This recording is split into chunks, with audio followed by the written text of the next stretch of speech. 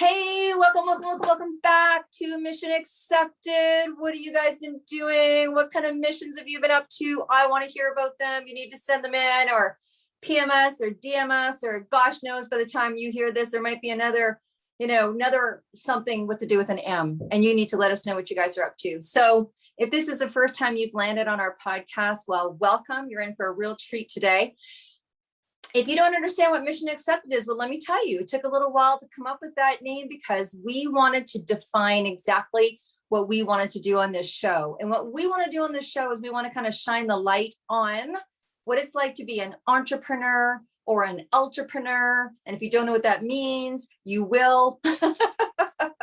And creatives, like, look, there's so many incredible creatives that are actually entrepreneurs, but people don't see them that way. They see them as a photographer, they see them as a artist, or they see them as a sculptor. But let me tell you, they go through the same ups and valleys that an entrepreneur does.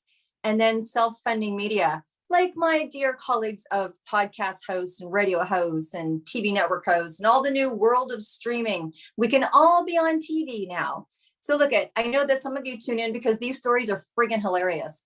They're, what an entrepreneur goes through when they decide to take on the mission. And not only are we hearing from people that have been entrepreneurs for a long time, but we are tapping in and having interviews with that incredible Gen Z generation, the ones that are, look at what 18-year-olds, 17-year-olds, 14-year-olds, 25-year-olds, these popping up with these businesses everywhere, all over on media.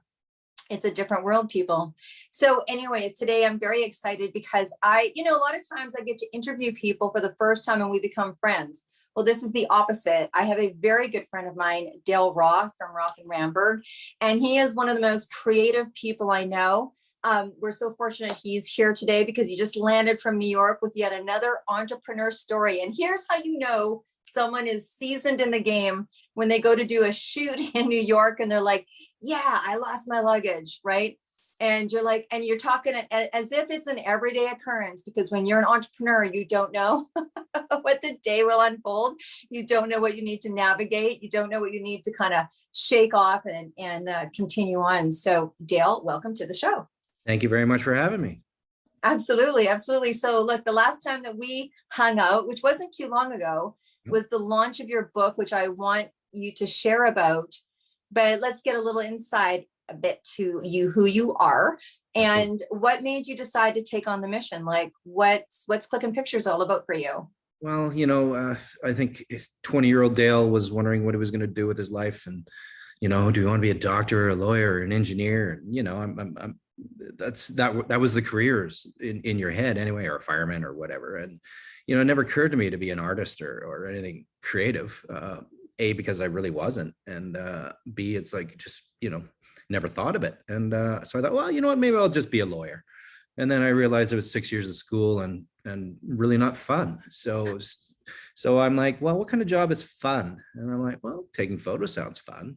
So I went to photo school in Western Canada and met my business partner there. And fortunately, I managed to be relatively good at it. So it all turned out well, but it was sort of a fluky sort of thing. I love that. I love this. You know what? The coolest thing about finding out how people have decided to, turn their own key is how that happens. I mean, some people got their back against the wall, some people, they're getting really influenced by their community or by that, the culture that they're in, or, the family that they're in, to go in one direction or the not. And I know, we're in the same kind of age category, and there wasn't a lot of options. It wasn't like when you went to, like, I don't know, was there even a career course you could take? Like, these kids have now, like, career courses. And if there was three things for me, it was stewardess, teacher, and I think secretary or something. Those were that was the standard choices. But you just kind of stumbled onto yours and found your gift that way. That's super cool. Yeah. And, at first I thought, well, I'll take weddings and portraits. And then you see an ad, and I'm like, well, somebody's taking photos of that. So that's how I fell in love with advertising. Because, just seeing these images and typography, and, when you look around my place, I have signs and different typography. Like somehow I can memorize jingles from the 1970s, like advertising, like I just watched TV and soaked it all in. And it somehow went in my brain and made me creative. Thank God. So you met 28 years ago, the partner that you still have today. Correct. Yeah, we went to, well, actually longer, because we went to photography school together, and we both, after school, we found job as assistants, which basically is working for people like myself, mentoring, getting paid. And that's almost a better education than school was. We're just working for actual people who are in the business, and they know, you learn how to invoice, and you know how to deal with customers, and all those things that really have nothing to do with photography, but have lots to do with being an entrepreneur. Like, you have to clean the toilets, and you have to paint the walls, and you have to do all these things. So I worked for a couple of photographers in Edmonton and in Western Canada, and Michelle was working with other photographers, and then she got a job with the government as a photo coordinator. And it was the time when the fellow by the name of Ralph Klein became premier, and he basically gutted the government. So this is 30 years ago. She got $10,000 to quit her job, and she's like, I'll take your money. That's a lot of money. It's a lot of money now, never mind then. So at the time, I was living in the basement of her and her husband's rental place. And I went into work one day, and I said, listen, I'll split my wage in half with Michelle, and we'll bring her into the studio. We'll make this big super studio. And the people I was working for said, great, that's an awesome idea. And then the next day they're like, it's going to cost a lot of money, and why don't you do it yourself? And I'm like, why don't I do it myself? Like, that's why I went to school, and I paid for school myself, and like, I'm going to give it a shot, because I'm going to give it a shot, as I spent a lot of money doing this of my own money, and I'm going to try. So I remember, Friday night was beer and pizza night. So I came home Friday and said, hey guys, I think we should start our own business. And Michelle's like, okay. And then that was it. So that was our business plan. And, the people at the bank sort of like, what's your business plan? I'm like, we don't have one. That's such an awesome story. I wish all of our lives could be that easy in certain areas. You know what I mean? Yeah. That's a different thank podcast. God we're good at it, because it would have been a mess. But I mean, the other side of it is like, we busted our ass, right? It's like, work hard. We paid ourselves like $400 a month, and it was just enough for groceries. For like 3 years, we starved just like students, right? And that's what you got to do. So let's talk about that a little bit. So that whole, wow. I guess we could just be really, classic and say starving artist, but you talk about being mentored, like right in the studio. I did the same thing when I was teaching massage and I had the clinic. There was this woman that came to me and she's like, I want to work for you. And I'm like, I don't have any spots available. Like, I've hired everybody. And she's like, I really want to work for you. And I was sitting and I was looking at her. I'm like, oh my gosh, she would just be perfect. I'm like, I don't have a spot for you, but I'm like, okay, so what's your experience? And she's like, well, I don't have any. I go, you've never massaged before? She's like, no. How hard can it be? I'm like, and I'm, my gut's saying hire her. She ended, she ended up and still is one of the most incredible healers. And she was amazing. And so I'm like, okay, so would you be willing to learn? And she's like, yep. And I'm like, oh my gosh, I had to teach this woman, like, okay, this is what an arm is. Do you know what I mean? Like, she had some brain health background, but she'd never touched massaged anyone. So that was not common, but more common. Now they have, like, you can join a networking group and get a mentor for an hour or two, but does that still exist at all in your field or your industry? Gosh, no. And thinking back, so when I got out of school, I worked for these two photographers, and they were, big deals in Edmonton at the time. And I did exactly the same thing. I said, listen, I'll work for you for nothing, just so I could, until I become valuable. And, after 2 months, they felt guilty and they started paying me. I got to work. The money was running out, but that's what you got to do. So there doesn't seem to be that enthusiasm with the younger kids these days, but like, it'd be hard to be a photographer now. Like, there's a lot of expenses, and like, how do you start? And boy, because I have freelance assistants, and I was a full-time assistant there, but I was full-time because that was back in the day when I had to develop film and I had to do prints. And so you can't do both, right? So be a photographer and do that. So that was my step in. Now it'd be hard, I think. It would be hard. Well, you know, it's interesting. I think about that, and I took photography in school, and I remember spending time in the darkroom, and it was just super cool, right? And it was just such a creative outlet. Obviously, it wasn't my path, but I don't know if it's so different. I mean, you know, this whole idea of understudying, it's obviously, you know, it's more popular in Europe, and probably, I don't know what it's like there now, but it was very understudying, and it was a lot of respect for the master that was teaching you. And I mean, I did it in Ayurveda. Like, I can't tell you how many courses I took in Ayurveda, and it cost me like $30,000 to fly my teacher here and study under her for a month and all that kind of stuff. There was a healthy respect. I think things are much more accessible now. There should, but I don't know. I think that sense of appreciation of someone knowing more than you could be brought to the forefront. But I think it's really important for us to remind people, like I always say, well, I won't lie, but I try to say when I'm speaking or teaching, like, if you're in business and you're 20, go say thank you to someone who's 30.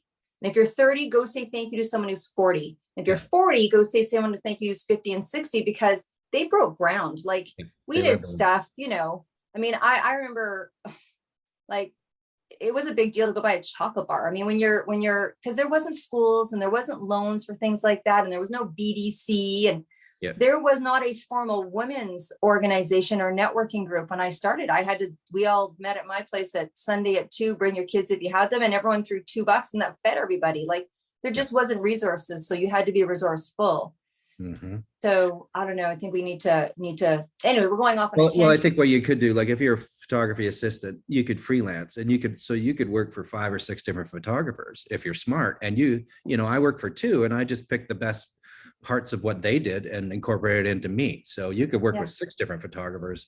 Everybody does something great. Everybody does something not so great. So just take their great stuff, and you're just way better off. Right. Yeah. So tell us, so 28 years, that's a long time to be in business, right? And obviously ups and downs and what have you. What made you stay?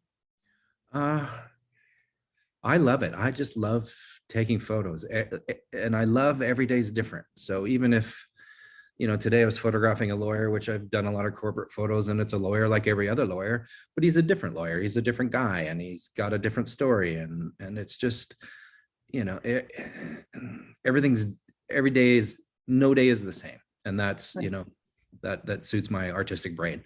So it challenges me. And, you know, as you know, like, things fall apart along the way, and cameras break, and you lose luggage, and you just deal with stuff, right? You just deal with it. And even though it's stressful, you're like, I dealt with that. So just it's just, I get a thrill out of taking photos. Right. So it's the love and it's the passion for the actual work itself that keeps you going through the times that go up and go down. Yeah. So I know that the world kind of took a little recent hiatus, you know, and so when you come up against things like that, when stuff's really not working out, or like as a creative, what do you do? Like, what did you do? Like, is it that time where you kind of relax into it? Is it that time where you go build a business plan? Is it time where you? Well, during pandemic, there was no work because we photographed people. So we were sitting around for a few months doing nothing. So I decided to teach myself video. So I just hopped online, watched YouTube. Thank God for YouTube, people. And just learned how to use my camera and use how to shoot video, and bought some gear and practice. And you know, I'm not there yet, but I'm close. You know, it's not second nature. So as soon as it's second nature, then I'll feel comfortable going, I can shoot your video. You know, I think I need a day and then a day to go back, just in case I don't get everything. But and anytime over the years when it's slow, then you do something creative. You know, you come up with an idea. But you also put a spin on it. You contact somebody from an ad agency that you do work with, and you said, we're working on some self-promotion posters. Do you have any ideas? So they said, good, you know, we're going to do this whole series of posters, 3 series called We Shoot. So we shoot business, and we shoot fashion, and we shoot whatever. So one of the shots is Michelle and I in an old truck with somebody strapped to the hood. It's like, we shoot business. So a businessman with a suit is strapped on the hood like a deer, and we're driving down the road. And other shots, we shoot fashion. We're sitting in the couch, and there's plaques on the wall with these models' heads through there, like they're like, you know, like lions or deer or whatever. So just fun. You win awards, people notice. So that's like, you know, Well, talk about that. I mean, talk about that. So what are some of the highlights? It could be awards or a magical moment for you. Awards are fun for sure. Well, I mean, people go, what's the weirdest thing that you ever shot? And I'm like, well, I photographed this guy who lived in rural Alberta, Canada, and he had a pet buffalo. It was for People magazine. And so it was back in the day. So People magazine phoned and said, because it was like the beginning of email, and said, there's this guy and he's got a pet buffalo. Can you go photograph him? I'm like, yeah, sure, I go photograph him. So I go out to his farm, and his buffalo's named Bailey the buffalo. And I can't remember what his name was. Let's call him Mike. So Okay. Mike said, do you want me to bring him in the house? I'm like, yes, I do, Mike. I want to bring him in the house. So we take this buffalo through the door. Like they're tall, but they're skinny, so they fit through the door. And and he goes, listen, if he lifts his tail up, it means he has to go to the bathroom. So just walk behind him, push his tail down, and we'll take him outside. Right. So in my head, I'm like, no, not going to happen. Not going to happen. So we go in, and he brings him through the kitchen and into the living room. And I'm against the window, the living room window with my camera and a little light. And Mike's sitting on the couch, and the buffalo's behind the couch, right? So I'm taking photo. And Bailey starts flipping out. So he jumps sideways over the couch. He just went, and I'm like, I don't know, buffalo could do that, right? And I'm holding on to my camera, like, please don't kill me. Please don't kill me. Please don't kill me. So that's fine. So then we took some more photos. Bailey lifts his tail up, goes to the bathroom, number 2, all over Mike's carpet. I'm like, Mike, you should get some hardwood. He goes, I'm just renting this place. Oh. I'm like, oh my God. So Oh my gosh.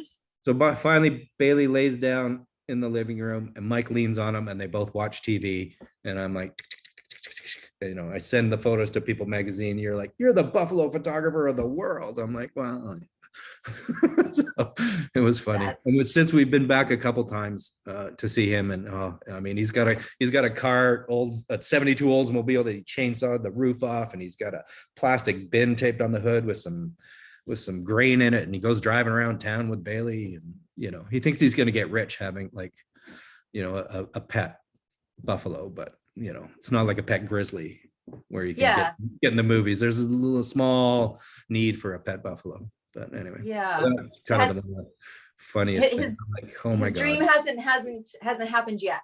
Dream hasn't happened yet. God bless him. He's still trying. Yeah. And hey, he's got a best friend. He's you know, he's doing better than maybe us some days. So if you Google Bailey the buffalo, or I think somewhere deep in our Vimeo is video of another shoot we did where Bailey was it was like a Christmas thing, and oh my God, it's so funny. Oh my gosh. That's amazing. Okay, so look, let's the last time I saw you, I was mentioning that I went to your book launch. Right. And so incredible. And one of the artists came in at the end and was able to sign, you know, his pictures. Tell me about these books, because I've seen both. They're incredible. I mean, the photography obviously is distinct. I mean, it's just really there. But what gave you the idea for books? Well, I have a crazy Aunt Phoebe, and she is a woodworker, and we were talking with her. I think it was around the time where it was slow. So it's like, well, let's do something creative. So I was talking with Phoebe, and she, you know, she's 60 something, and she sounds like she smokes cigarettes too much. She's like, oh, I got this great idea. Like, I know this woodworker, and we can do these. And she's super excited, and she's just one of those people that can make people do stuff, right? Just by being excited. So I'm like, oh, I get excited. Yeah, let's take some photos of your woodworking friends. We thought, you know, maybe it'll be an article in a WestJet magazine, or, you know, maybe we can get somebody to publish it, right?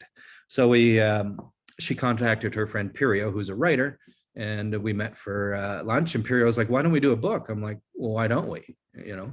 So thank God she led the way, because that's not my thing, like applying for grants or whatever. So Perio got the money, and I pulled in a designer. So basically we shot 4 or 5 woodworkers and had it all laid out just how the book would look. And we gave it to a publisher, and they're like, we love it.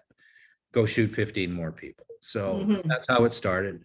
And I pulled favors in to get the designer. I said, hey, do you want to do a design? Do you want to do a book for free? And she's like, yeah, sure. And you help each other out. So we ended up shooting, I think, about 20 woodworkers on the West Coast along the Salish Sea. So, which is like Vancouver Island and Vancouver and some of the smaller islands. Tons of fun, great people. And the book did really well. So they're like, let's do another one. So now the second book is Metalworkers. So Out of the Fire. The first one was called Out of the Woods, Woodworkers Along the Salish Sea. And this one is Out of the Fire, Metalworkers Along the Salish Sea. And there's talk of a next book called Out of the Earth, which would be ceramic and glass artists. So wow, that's kind of fun. Wow. So what? So I mean, that's a whole kind of a whole other. It's still creative. It's like that entrepreneur that I talk about. I mean, the entrepreneur is, oh, there's video, oh, there's books, oh, there's this project, right? I know that you love to travel, so that must have been really cool. Yes. I mean, just to be able to talk to those people and have those experiences and listen to their stories, right? And to shine light on someone who may never have ever thought of themselves being in a book. And I mean, I know, because I publish books, and you talk to people and you're like, I'd love to have you in the book. And they're like, oh no, not me. Did you experience anyone that's like, oh, like yeah, me in a book? Why? I mean, the mandate wasn't not the most famous people. It's like, it could just be somebody who does, in the case of woodworkers, somebody who does guitars, like a luthier. And it was funny because, you show up and they think it's going to be quick. I mean, you're taking 3 or 4 hours and you're taking a bunch of photos. And then when they see the book, it's like, it's an impressive book. It's thick and it's printed nicely. And like, they're just like, wow, I'm in this book. And that was a big part of it, to go, we're shining light on these people that have never had a light shone on them. And that's fun. It's it just makes you feel good to go, hey, I'm helping that person out, hopefully selling their stuff. Yeah, absolutely. I mean, I've been blessed a couple of times to have you shoot me for, my work and pictures that I've needed for advertising and website and PR and that kind of thing. And multiple different, outfits. I'm sure I brought, you're like, oh, look at this one. She brought in lots of outfits. And it's interesting, right? When you're being photographed, it's an interesting conversation that's going on for you, I think, or for me anyways. It's an interesting, you're like, okay. And there's nerves that you have to walk through. And there's this idea that people are going to see these pictures and what does that look like? And it takes a while to get comfortable. I mean, people always think that, you're just naturally comfortable, but yeah, I think big part of the job is just getting people to relax, especially in a short window of time, because a lot of times we only have an hour or 2 hours, and you gotta feel them out. And I don't know, is that psychiatry or psychology or some psych word, that you got to just make them relaxed. And I usually, sometimes we talk to the students, I said, the best way to get somebody relaxed is be slightly dumber than the person you're photographing, which is easy for me. So it's just, because everybody's got something to say, right? So a mechanic can tell me about car engines. I don't know anything about that.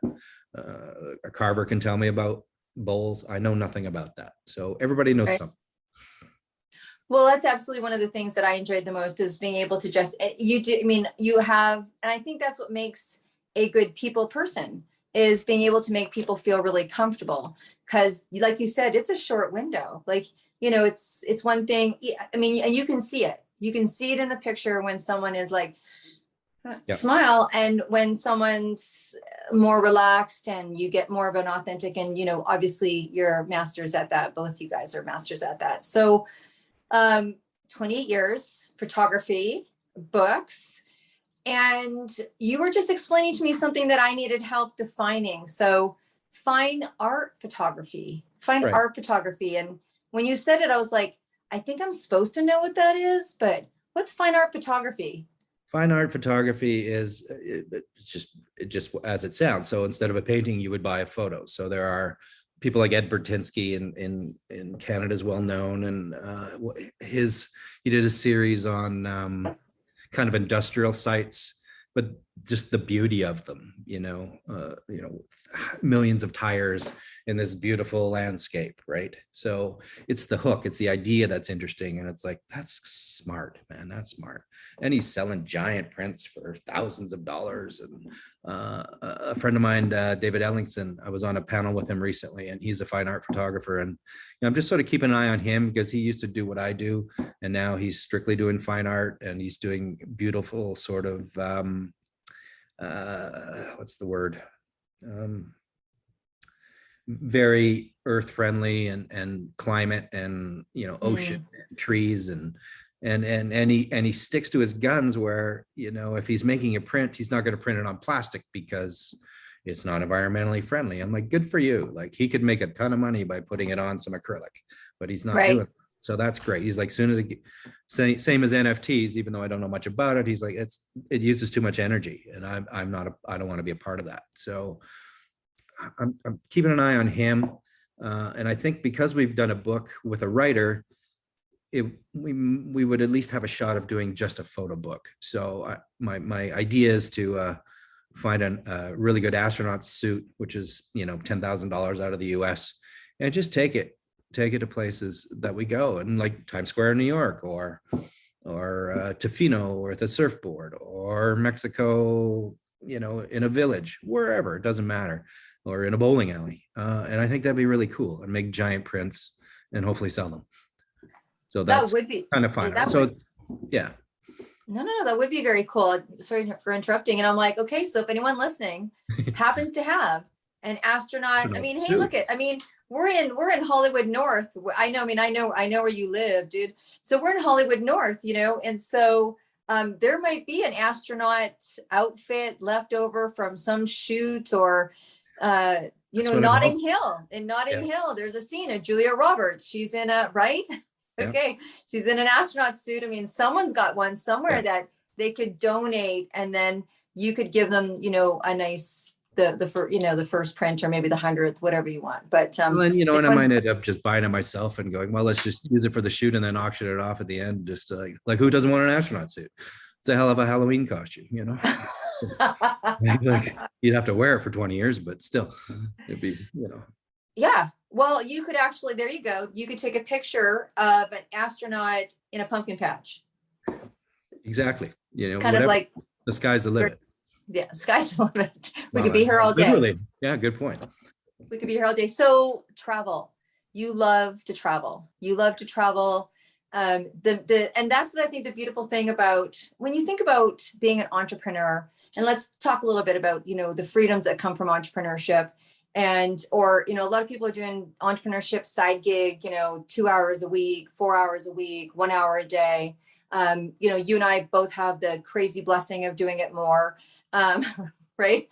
You just have to drink more. That's all, people. There's no trick to this. But you can travel. And with some people do and some don't, but people talk about a lot of that now, and wasn't really talked about, when I thought about being an entrepreneur, at 27, I never thought, oh, I'd love to be able to do my business on my phone one day, because there wasn't any.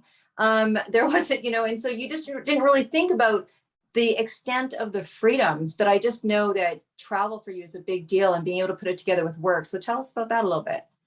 Oh, gosh. Some of the fun jobs are going to places, remote places that nobody gets to go to, and it's beautiful, and you've got models, and you've got a crew, and it's just so much fun just creating photography in these exotic locations, like exotic hotels, or we've done a lot of work for Travel Alberta, so in the Rocky Mountains and in Banff and Jasper, and it's I don't know. It's the fun part of the job. It's all fun, but that's a really fun part of the job. Going to all those places that most people don't get to see, and it's not the touristy place. It's the behind the scene place, or it's the off the beaten track place. And you get special priority because you're a photographer, so you get to go right to the front of the line and do whatever you want. So that kind of stuff is awesome. I'm almost I think you've got me almost sold. I think I'm going to be giving up my world as a, front in line, shooting pictures, Yeah, traveling. it's kind of Maybe hard when you're.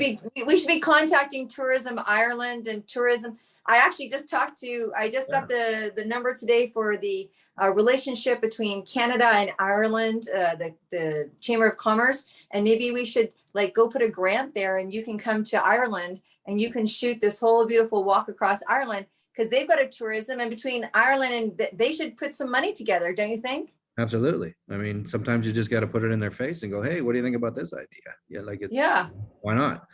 Because at yeah, least, you know, it's easy when you have a background, and I have a website and I have books. So it's like I'm legit, right? Which is, I mean, yeah. early in the conversation. I mean, still people go like, "What do you do?" I'm like, "Oh, photographer." They're like, "Oh, do you do that full time?" I'm like, "Yeah, I do that full time." Like, it's just like not a real job, right?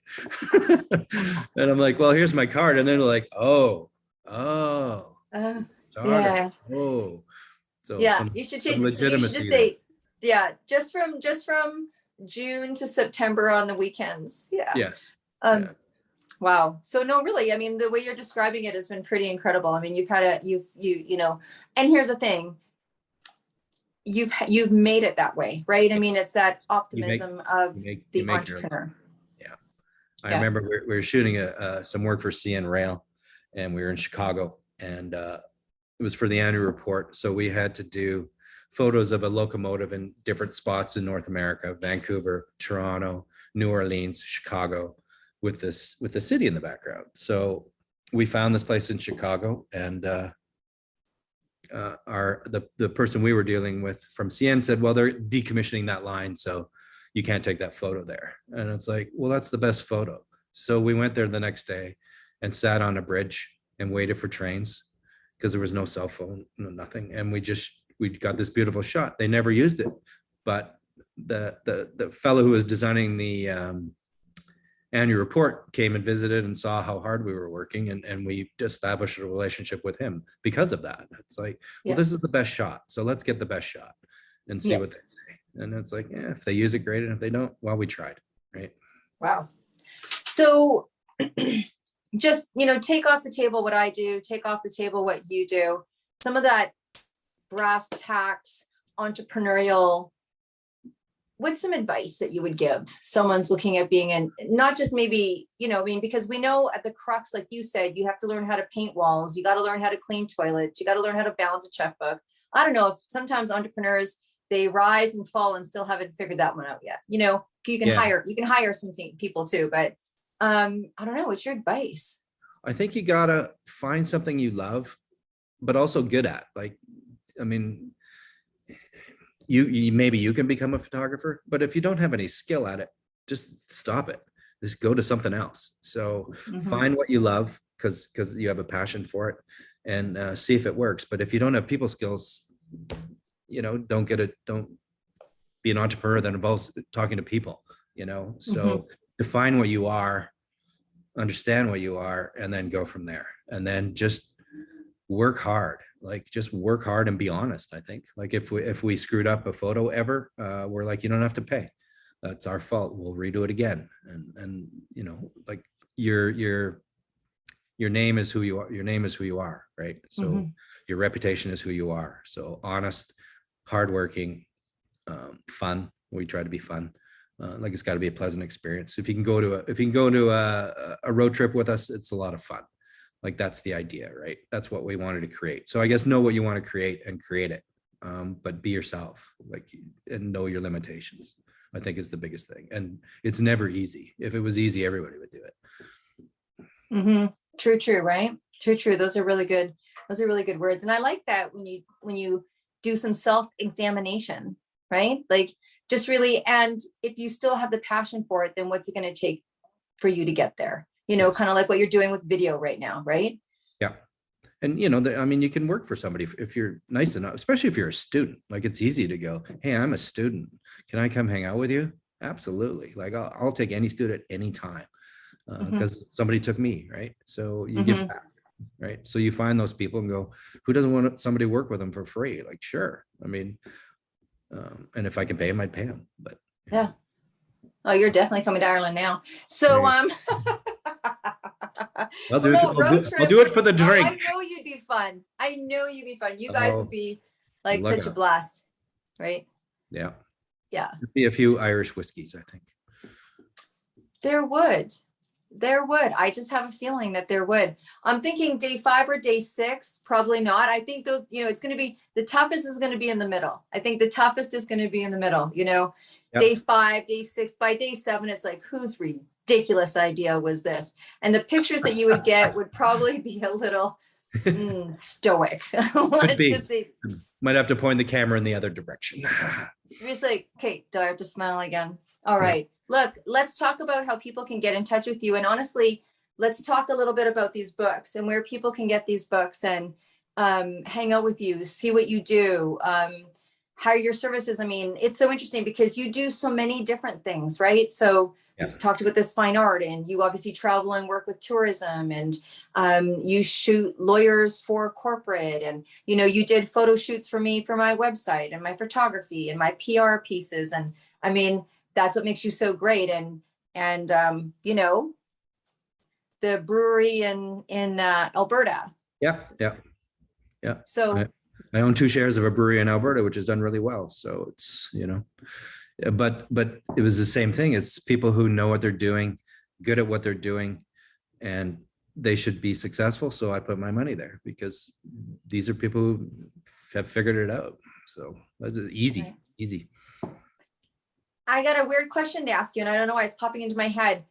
Do you read? Like, is there anyone that inspires you with the power of the word, or that you listen to? Like, who inspires you? Look, you're really inspirational, and you are a creative bucket. So a lot of times creatives, they inspire themselves because they've had 40 ideas before their first coffee. But is there anyone that makes impression on you? It's probably more photographers, more of the visual stuff. Right. I remember, like, I don't have my work up because it's not good enough. Like I figure if I have my picture on the wall, then that's the best I can do. So I don't put any photos of mine own because I think I can do better. And when I stop thinking like that, then that's the best I can do. I can't remember what the quote is, but if it's I don't know who the author was, but it's a photographer who said, if it's not a good photograph, you're not close enough. And I thought, what, that's good advice. Like, you got to get in there, man. And you got to, meet that person. And there's a famous, my favorite photo is from Dorothea Lange. And it's, she was a woman during the Depression who worked for the Farm Security Administration. So what that was is they sent photographers out to photograph the Depression, and it's a famous photo called Migrant Mother, and it's a super close photo of a mother, and she's got a child here and a baby here and another one here, and they're filthy dirty, and you can just look at it and go, that's the Depression. That is 1940 whatever. That's the Depression, right? Wow. So in the film days, she would have used a roll film. So there was 12 photos. And so you take 12 photos and you put it on a contact sheet, it's called. So it's one sheet with the 12 small photos on it. So you can see in the beginning, she's far away, and it's just like these people in a tent, and then it's here, and then it's here, and then it's here. And the very last shot is the shot. And so she got close, and it's like, wow, that's just, it's a beautiful, and I got to see it in MoMA in New York, in the museum, like an actual print of it. And I'm like, oh my God, just so cool. It is so cool. It is so cool. Well, my friend, is there anything else you'd like to share before? Really, honestly, I just want people to kind of get to know you more. In where can they get to know you more? But is there anything else you want to share? Something up and coming, or? Let's see. What do I have upcoming? Well, I'm going to photograph the cover of the Metalworker book. I'm going to go back and photograph and video him. So I'm going to go make a video of him probably next week. So I contacted him. His name's Jake, and he's well known throughout the blacksmithing world. And so I'm going to play. And I think I have it in my head, and I know my gear, and I know the sound, and I know the lighting, and I'm getting good at editing. So I'm looking forward to that. I think it'll be really good. And I think it'll do me do me good down the road. Wow. So that's Awesome. fun. Okay, well, tell us where we can get the books. Because they're, Uh, and I got to tell you, they're, when I say they're incredible books, and look at, I put books together. So I know a good book. I mean, I swear our family is very book based. I thought I was going to go broke with the amount of books that my daughter went and bought at Chapters at that time when she was younger, but it is a solid piece of art. Like the book itself is art, like the way yeah, it's compiled, the shape of the book. And I know because we put books together, it's a special shape. The binding is considerable. The paper is right. Like it's the book that you buy to give someone special as a gift. Like this one's under the tree. You know what I mean? So yeah, it's beautifully designed by a woman named Laura Minja from Lime Design in Victoria, and she did an awesome job. And so it's just to explain, it's portraits of the woodworkers and the metalworkers in their studio, and a piece of their work on a black background, just like a gallery show.